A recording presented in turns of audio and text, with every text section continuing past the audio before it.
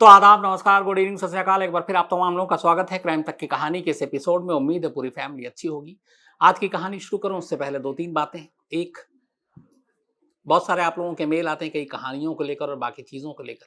तो पूरी क्राइम तक फैमिली मेंबर से अपील है कि एक बार कहानी की लिस्ट देख लें, और दूसरा, कई बार नोटिफिकेशन और बाकी चीज़ें आती हैं तो उसके लिए ज़रूरी है कि आप क्राइम तक को सब्सक्राइब ज़रूर करें। तो उससे आपके बहुत सारे फिर ये जो सवाल हैं या कई सारी चीज़ें होती हैं वो फिर आपको खुद ही जवाब मिल जाएगा। अगर आप क्राइम तक को सब्सक्राइब कर लेते हैं तो नोटिफिकेशन के ज़रिए आपको सारी जानकारी मिलेगी, और बाकी जो नए-नए शोज़ आ रहे हैं उसके बारे में भी आप अपडेट होंगे, बाकी खबरों को लेकर भी अपडेट होंगे। तो क्राइम तक को ज़रूर सब्सक्राइब कीजिए। दूसरी, बहुत सारे मेल आ रहे थे क्राइम तक वेबसाइट पे, जो कहानियाँ हैं शम्स की ज़ुबानी जो मैं आपको सुनाता हूँ, वो लिस्ट गायब है। उसकी वजह है, और बहुत ईमानदारी से आपके सामने कहना चाहता हूँ, वजह ये थी कि जैसे मैंने जो कहानी सुनाई उसको उसी तरीके से हूबहू ट्रांसलेट कर दिया गया था।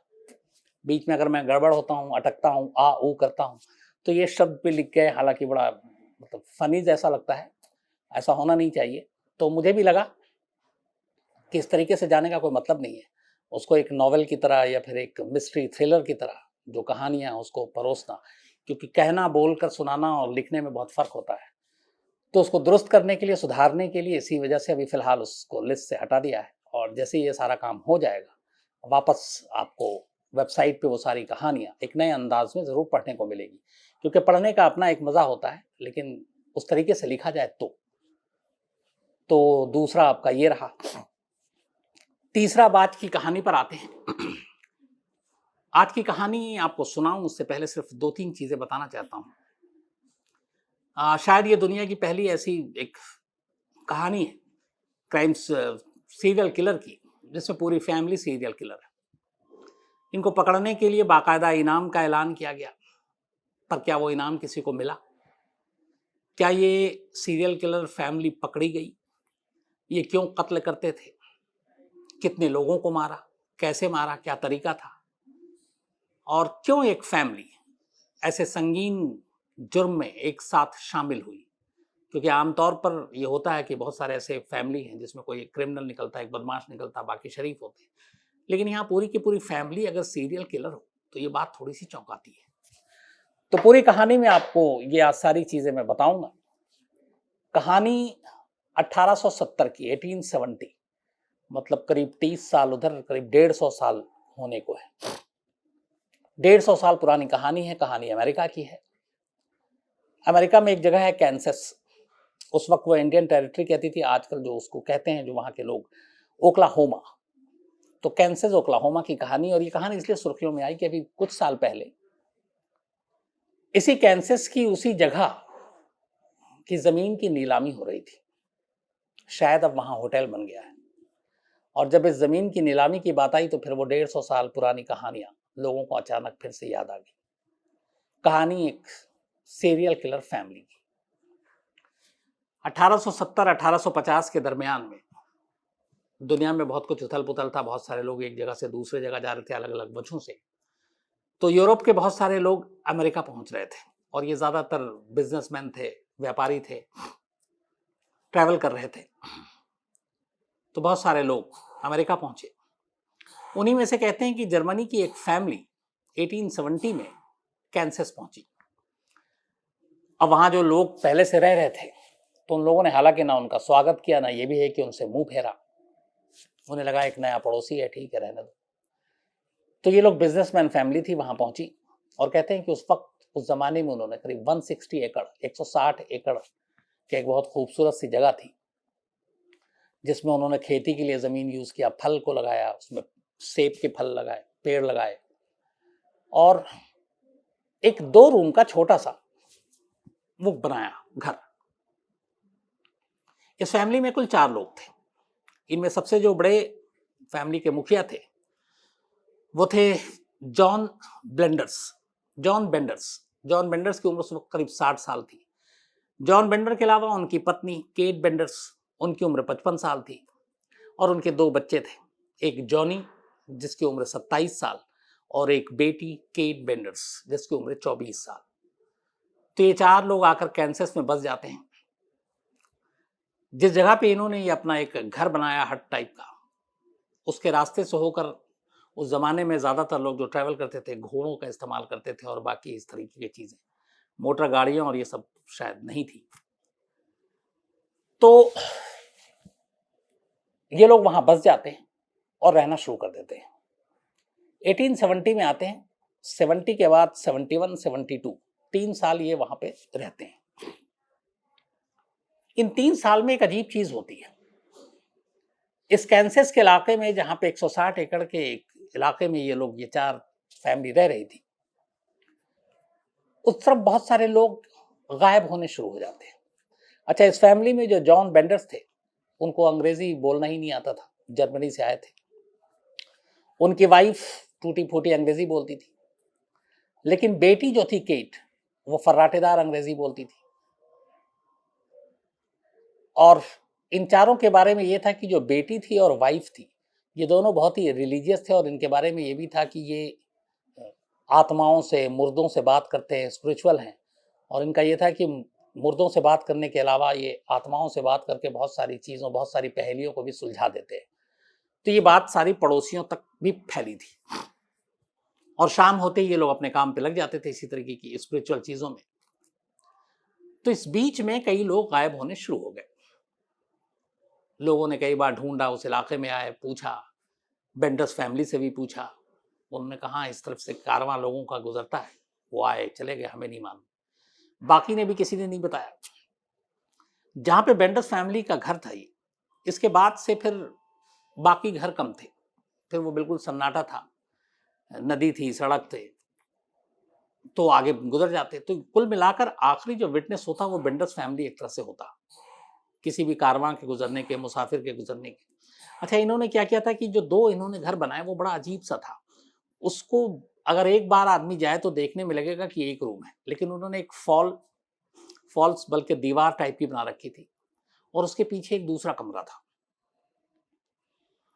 फिर उन्होंने क्या किया कि, और रोजी रोटी रोजगार का कोई साधन था नहीं, सब्जियां वब्जियां लगाते थे, फल उगाते थे, तो कई ऐसे मुसाफिर गुजरते तो इन्होंने उसी जगह पे एक दो टेबल डालकर तो उनके लिए खाना, नाश्ता,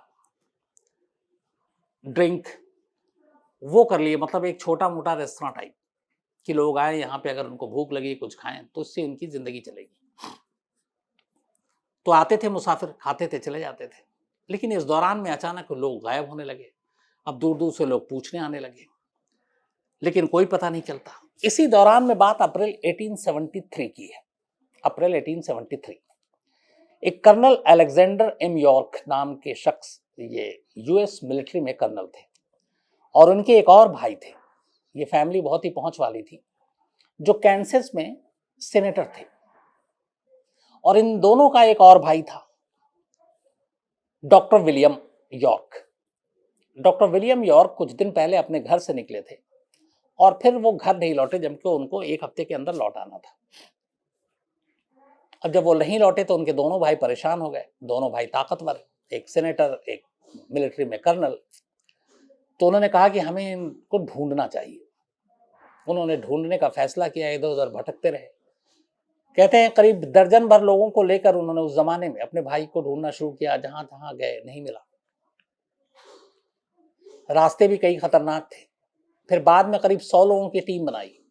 उससे पहले उन्होंने पुलिस और बाकी जगह भी इन्फॉर्म किया, लेकिन भाई उनका कर्नल आर्मी से छुट्टी लेकर आया। सेनेटर भी उसकी मदद में लगे और दोनों ने ढूंढना शुरू किया। 100 लोगों की टीम के साथ आसपास के तमाम इलाकों में भेजा। ढूंढते ढूंढते एक रोज अप्रैल 1873 में कर्नल अलेक्जेंडर एम यॉर्क, जो कि कर्नल थे, वो कैंसस के इस इलाके में पहुंच जाते हैं जहां बेंडर्स फैमिली रहती थी। और वो तमाम लोगों से पूछताछ करते हैं और पूछताछ करते करते कर्नल आखिरकार बेंडर्स फैमिली के घर के बाहर पहुंच जाता है। उसके बाद वो तस्वीर दिखाता और पूछता है कि इस तरह के हुलिया के लोग और आपने ऐसे देखे? बेंडर्स फैमिली के चारों लोग मौजूद थे। उनमें से उसकी पत्नी कहती है कि हाँ, हमने इनको देखा था कुछ वक्त पहले, यहाँ शाम को आए थे, लेकिन फिर वो चले गए आगे। आस पड़ोसियों से भी पूछा, कोई पता नहीं। फिर किसी पड़ोसी ने बताया कि इस फैमिली में से जो इनकी बेंडर्स की वाइफ है, ये थोड़ी स्पिरिचुअल है और ये कहते हैं मुर्दे और ये सारे लोगों से भी बात करती है और ये जो गायब चीजें हैं उनके बारे में भी पता कर सकती है। तो कर्नल को भरोसा नहीं हुआ, फिर भी वो मिसेस बेंडर के पास गई और उसने मिसेस बेंडर से पूछा, तो उन्होंने कहा मैं हेल्प कर सकती हूँ आपके भाई के लिए। तो डॉक्टर विलियम यॉर्क कहाँ गायब हुए, उसने उनके सामने ही कुछ एक स्पिरिचुअल सारी जो होती है वो करनी शुरू की। लेकिन करीब आधे घंटे के बाद फिर उसने कहा कि मैं नाकाम हूँ, मैं नहीं बता सकती कि वो कहाँ है। तो ये सब सुनकर वो लोग चले गए। इसके बाद फिर तलाश शुरू की। 2 दिन के बाद दोबारा कर्नल अपनी टीम के साथ उसी इलाके में फिर पहुंचते हैं, क्योंकि जितने बाकी लोगों से पूछा तो उससे ये पता चला कि इस इलाके के आगे उनके भाई को किसी ने नहीं देखा था। कई ऐसे विटनेस मिले जिन्होंने कहा "हाँ, फलाने दिन हमने उनको यहाँ देखा", उसके बाद कुछ ने कहा हमने यहाँ देखा। तो पूरी पूछताछ आकर उस कैंसस में बेंडर्स फैमिली के घर के बाहर ही आकर मामला रुक जाता। उसके बाद किसी ने, उसके हालांकि कई किलोमीटर आगे भी बहुत सारी बस्ती थी, लोग थे, बट उन्होंने कहा कि हमने इस इलाके में से गुजरते हुए देखा नहीं। तो कुल मिलाकर मामला आकर रुक गया बेंडर्स फैमिली तक। आर्मी में चूंकि कर्नल, क्राइम और ये सारी चीजें की जानकारी, तो एक बार वो फिर टीम लेकर दूसरे दिन वहां पहुंचते हैं और जाकर बेंडर्स फैमिली से पूछताछ करते हैं। इस दौरान में पड़ोसियों ने बेंडर्स फैमिली के बारे में बताया कि ये लोग आए थे, अभी हाल ही में आए, और अजीब व्यवहार है इनका। शाम होते ही उनकी पत्नी और बेटी अजीब अजीब हरकतें करती है और ये लोग कम बोलते हैं। फादर तो चूंकि ज़्यादा बोलता नहीं क्योंकि उसकी अंग्रेजी ही नहीं आती, टूटी फूटी। बेटा भी कम बोलता है, माँ और बेटी दोनों बोल लेती हैं। तो फिर पूछा, तो इस बार जब पूछताछ हुई तो कर्नल ने नोटिस किया कि फादर से तो बहुत कम टूटी फूटी जुबान में उसने बताया। वाइफ के बयान अलग हैं और बेटी के बयान अलग हैं। वो कह रही कि शाम को यहाँ आए, दूसरे ने कहा कि नहीं वो सुबह गए, यहीं पे रुके थे। तो कुछ ऐसी चीजें थी जिसको कर्नल को डाउट हुआ। तो कर्नल के लोगों ने कहा कि इन चारों को उठा के ले चलते हैं, इनको इंट्रोगेट करते हैं तो सारी चीजें पता चल जाएगी। लेकिन कर्नल को यह था कि मैं आर्मी में हूं और इस तरीके से बिना सबूत के अपने कानून को हाथ में नहीं ले सकता हूं। कुछ और सबूत इकट्ठा करते हैं इस फैमिली के खिलाफ कि इनको कुछ जानकारी ये छुपा रहे हैं, तो फिर इनको हम लोग इंट्रोगेट करेंगे। तो और सबूत जुटाने की कोशिश में कर्नल अपनी टीम को लेकर वहां से चले गए कि पहले और सबूत जुटाते हैं फिर इनके पास आएंगे। वो सबूत जुटाते रहे। 1 हफ्ते के बाद कर्नल उस इलाके में अपनी टीम को लेकर फिर से पहुंचते हैं। लेकिन जैसे ही वो उस बस्ती में, उस इलाके में दाखिल होते हैं, क्योंकि कई बार पड़ोसियों से भी पूछताछ कर चुके थे अपने भाई के बारे में, तो एक पड़ोसी बताता है कि अच्छा हुआ आप आ गए, मैं आपको ही कांटेक्ट करने की कोशिश कर रहा था। उसने पूछा क्या हुआ। उसने कहा आजकल बेंडर फैमिली के घर से कोई हलचल दिखाई नहीं देती और पिछले 2-3 दिन हो गए, न कोई घर के बाहर आता है, न कोई घर के अंदर जा रहा है। सन्नाटा है। कुछ जानवर उनके पालतू थे वो वहीं हैं, लेकिन उनमें से कोई भी मेंबर दिखाई नहीं दे रहा है। ये सुनकर कर्नल को थोड़ा मतलब लगा कि ये क्या मामला, अचानक कहीं गायब तो नहीं हो गया, भाग तो नहीं गया। इसके बाद कर्नल और उनकी पूरी टीम उस घर में दाखिल होने का फैसला करती है। कुछ पड़ोसियों को लेती हैं और उसके बाद अब बेंडर्स फैमिली के घर में पहली बार कर्नल की टीम एंट्री करती है। अंदर दाखिल होती है, दरवाजा खोलती है तो कमरे में घुसती ही अजीब सी बदबू आती है। बड़े ध्यान से वो देखते हैं तो फर्श पे और दीवार पे कई जगह पे मिट्टी, और मिट्टी भी कुछ कुछ गीला। फिर उन्होंने ध्यान से देखा तो असल में वो खून के धब्बे थे। अब उस कमरे में टेबल और बाकी चीजें और कुछ दिखाई नहीं दिया। इसी दौरान में उन खून के धब्बे की तलाश करते करते एक जगह पे उनको अचानक लगा कि यहाँ पे ये फॉल्स दीवार है, ये दीवार जानबूझ के बनाई गई है। फिर उसको टटोला गया तो असल में एक दरवाजा था जो दूर से लगता था कि दीवार है और उसके पीछे कुछ है ही नहीं। और उस दरवाजे को जब खोला गया तो पता चला इसके पीछे एक और कमरा है। वो उस कमरे में दाखिल हुए। उस कमरे में भी अजीब सी स्मेल, बदबू, और वहां खून के छींटे, लेकिन और कुछ मिला नहीं। अब खून के छींटे कैसे, क्यों इस घर में, और बेंडर्स फैमिली कहाँ गायब हो गया, ये सारी चीजें अभी समझ में नहीं आ रही थी। फिर कर्नल की टीम ने लोकल पुलिस को इन्फॉर्म किया, पुलिस की टीम पहुंची। अब उस दूसरे कमरे के पीछे पूरा गार्डन था जिसमें सब्जियां और फल ये सारे उगाए गए थे। 160 एकड़ का पूरा इलाका था बेंडर्स फैमिली के पास। पीछे जाते हैं तो सेब के सारे पेड़ थे। दरवाजे के ठीक बाहर निकलते ही पहली जगह पे जो सेब का पेड़ उन्होंने देखा, उन्हें लगा कि यहाँ पे मिट्टी कुछ उखड़ी हुई है और ये ऐसे कहीं पे गड्ढा खोदा गया, ताज़ा दिख रहा है। उन्होंने उस जगह की खुदाई की। जब खुदाई की तो उसके अंदर से एक लाश मिली। सर पे गहरा चोट, लेकिन सर धड़ से अलग, गड्ढे के अंदर दफना दिया गया था। कपड़ों से और बाकी चीज़ों से पता चला कि डॉक्टर विलियम यॉर्क की लाश है। अब कर्नल और उनके भाई सदमे में, उनके भाई की लाश पड़ी थी और बहुत ही बेरहम तरीके से मारा गया था। इसके बाद अब उन्हें डाउट हुआ, फिर उन्होंने देखा तमाम सेब के पेड़ जो थे वो उसी तरीके से, कुछ ताज़े कुछ अजीब, तो उन्होंने सबकी खुदाई करने का फैसला किया। अब तमाम लोग भी, भीड़ भी आ गई।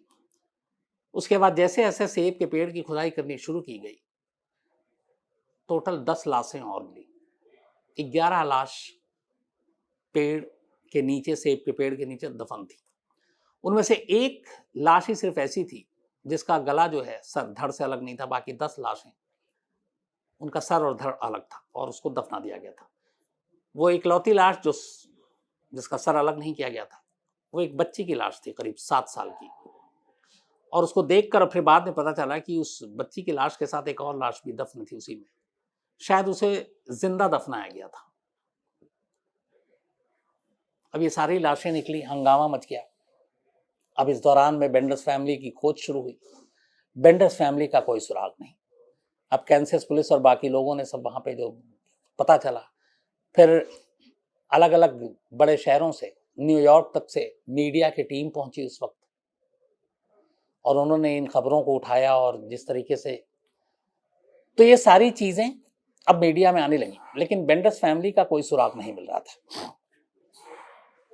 शुरू में $20,000 का इनाम रखा गया उन चारों के ऊपर। फिर इस इनाम को बढ़ाकर 40,000 किया गया, फिर इसको बढ़ाकर 60,000 किया गया, लेकिन कोई सुराग नहीं मिला। इस दौरान में तमाम टीमें लगी, तमाम डिटेक्टिव लगे, खुद कर्नल और उनके भाई भी अपनी तरफ से कोशिश में लगे रहे कि इनको ढूंढा जाए। कई जगहों पे सबूत भी मिला कि हाँ ये 4 फैमिली यहाँ से गुजरी, लेकिन उसके बाद आगे जाकर कोई नामो निशान नहीं मिला। उसके बाद ये पता करने की कोशिश की गई कि आखिर ये लोग थे कौन। तो फिर कहानी सामने ये आई कि जॉन बेंडर्स जर्मनी का रहने वाला था। इसकी शादी जर्मनी में हुई थी। शादी के बाद बाकी जैसे बिजनेसमैन थे वो अलग अलग देशों का रुख कर रहे थे अच्छी जिंदगी जीने के लिए, तो ये भी वहां से निकला और फिर ये अमेरिका पहुंच गया और कैंसस में आकर रुका। यहाँ इसने 160 एकड़ की जमीन खरीदी, एक छोटा सा वो बनाया, लेकिन आमदनी का कोई और जरिया नहीं था। इसकी जो वाइफ थी केट बेंडर्स, इसके बारे में है कि शादी से पहले उसकी कई शादियां हुई थी और उसके तमाम पति की मौत हो गई। और कमाल की बात यह थी कि उसके जितने पति की मौत हुई उन सबके सर पे चोट के निशान थे। तो बाद में यह भी हुआ कि हर पति को उसने खुद मारा था अपने हाथों से। वो थोड़ी सी जो आत्मा, प्रेतात्मा और इन सारी चीजों इस पर बिलीव करती थी, और शाम 6 बजे डेली वो एक तरह से अपने उसमें चली जाती थी, जो उसका काम होता था प्रेयर करना और बाकी चीजें। और फिर उसका दावा था कि वो मुर्दों से बात करती है। तो उसके बारे में था कि उसकी दिमागी हालत ठीक नहीं है। और वही सारी चीजें फिर उसकी बेटी में आई। तो पूरी कहानी आई कि कैंसस में जब ये पहुंची फैमिली, तो अब इन्हें लगा कि हम कैसे और जिए, कमाई का कोई जरिया नहीं। तो इस दौरान में पहली बार एक मुसाफिर वहां से गुजर रहा था। तो मुसाफिर थका हुआ था, शाम का वक्त था, उसने देखा कि ये लोग यहाँ पर हैं। दूर दूर में घर हुआ करता था। तो मिसेस बेंडर्स ने देखा, उसने पूछा, उसने कहा आइए आप। तो उन्होंने कुछ उसको सर्व किया, स्नैक्स ड्रिंक्स दिया, उसने पैसे दिए। वो कुर्सी पे बैठा हुआ था और उसके पास अच्छे खासे सामान भी थे।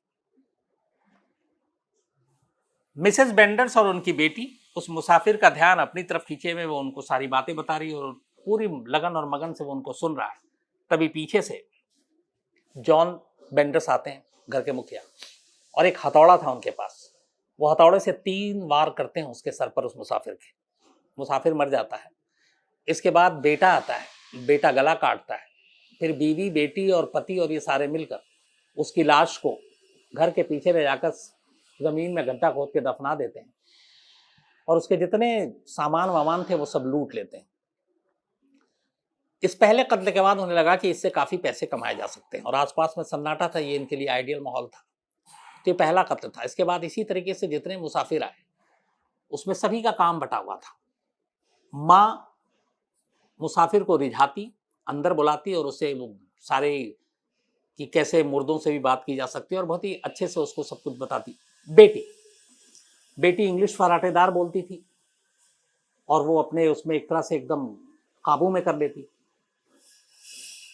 उस जो फॉल्स दीवार थी उसे लगता है कि इस कमरे में कोई और नहीं है, और वो अचानक दरवाजा खुलता और पीछे से बाप आता और वो हैमर से हथौड़े से मारता। उसके बाद बेटा गला काटता, फिर चारों मिलकर लाश को दफना देते और इस तरीके से सेब के पेड़ की तादाद बढ़ती गई और उनके पास काफी पैसे आते गए क्योंकि वहां से जो गुजरने वाले थे ज्यादातर व्यापारी टाइप के लोग थे, तो अच्छा खासा पैसा होता है। तो ये सिलसिला इनका चलता रहा। कहते हैं कि 21 कत्ल इन्होंने किया था। हालांकि उस बाग के पीछे से जो मिली वो 11 लाशें मिली थी, लेकिन ये 21 इसलिए कि उससे थोड़े आगे जाकर इस घर के और इनके पीछे ही एकड़ के पीछे एक नदी है। तो एक बार एक मुसाफिर ने, जब ये विलियम यॉर्क को ढूंढा जा रहा था और जब बेंडर्स फैमिली भाग गई, तो फिर उस नदी में भी कुछ लाशें मिली थी। तो ये और उस तरीके से ही सर कटे हुए और बाकी चीजें, तो उससे जोड़ा गया कि ये भी बेंडर्स फैमिली का काम है। तो इस तरीके से ये खुलासा हुआ। अब आखिर बेंडर्स फैमिली गई कहां? तो जब विलियम यॉर्क को ढूंढने कर्नल उनके भाई पहुंचे, तब उनको लगा कि शायद अब हम पकड़ में आ जाएंगे, और उन्हें यह डर था कि अगर एक बार यहां तलाशी ली गई तो घर के अंदर की कुछ चीजें सामने आ जाएंगी, और अगर गार्डन की तलाशी ली गई तो पेड़ के नीचे जो दबी हुई लाशें हैं वो बाहर आ जाएंगी, तो फिर मुश्किल हो जाएगा। इस 21 कत्ल की बातें उस वक्त जब फैली और फिर मीडिया में भी आई, तो लोग इतने गुस्से में थे कि बेंडर्स फैमिली के पड़ोस में कई लोग रहते थे। एक ऐसा पड़ोसी था जिस बेचारे ने सिर्फ ये कह दिया कि मैं इनको अच्छे से जानता था और मेरी इनसे बातचीत भी होती थी। तो लोगों को लगा कि ये उसका साथी है।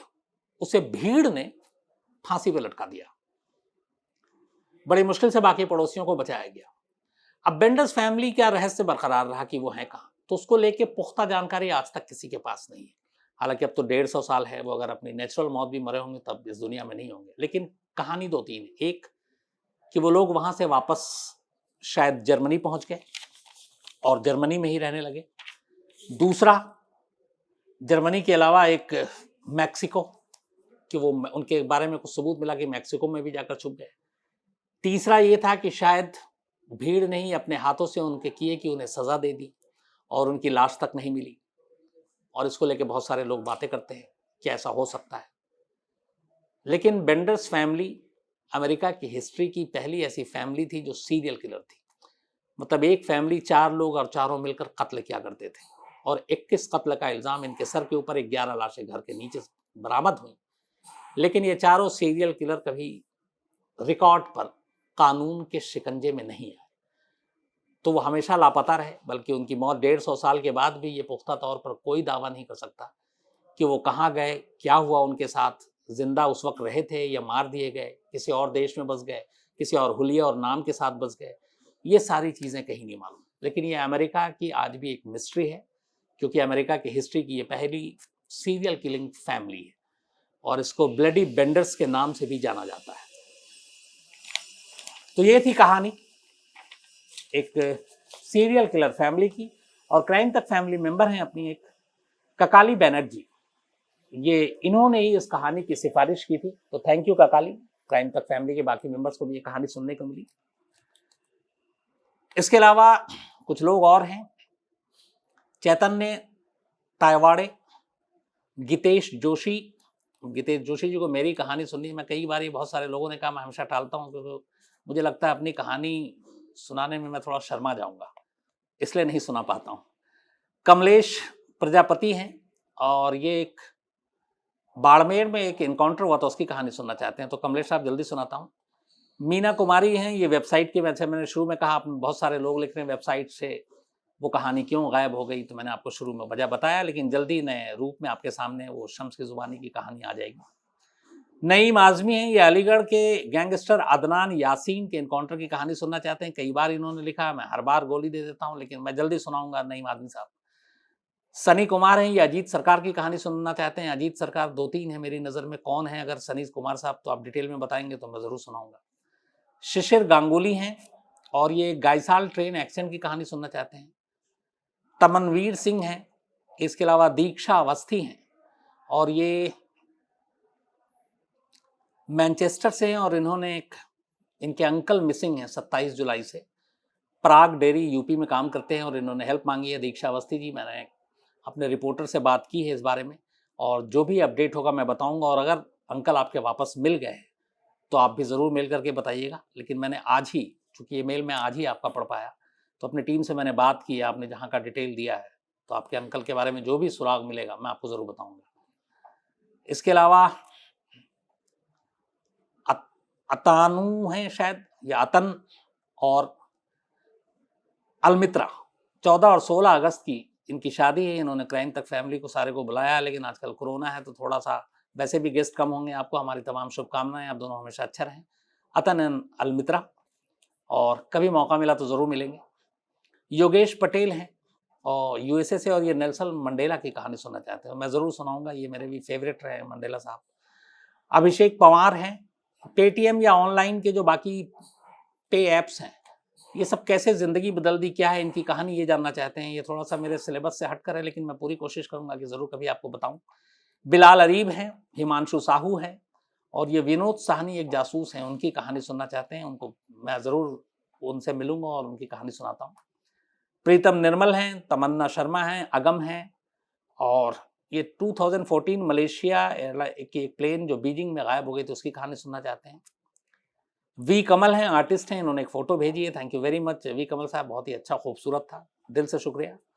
इसके अलावा मोहम्मद अरशद हैं और मैप्स फंड्स, MABS FERNZ, मैं पता नहीं सही बोला कि नहीं, इसलिए मैंने स्पेलिंग भी सुना दी। इसके अलावा रागनी गुप्ता जी हैं, जिनका जन्मदिन है। रागनी जी, बहुत बहुत बधाई आपको, जन्मदिन की शुभकामनाएं। रवि कुमार साहब ने ये भेजा था। तो आज कहानी में इतना ही। एक बार फिर आपसे वही कहूंगा, बहुत सारे जो मेल आते हैं तो आपको जो नोटिफिकेशन है बाकी उसके लिए क्राइम तक को आप सब्सक्राइब कर लीजिएगा, तो आपके मसले हल हो जाएंगे। वेबसाइट पे जल्दी कहानी वो सारी फिर से वापस डाल दी जाएंगी। आप लोग अपना ख्याल रखिएगा। अब आपसे मुलाकात होगी कल रात 9 बजे किसी नई कहानी के साथ। Thank you very much.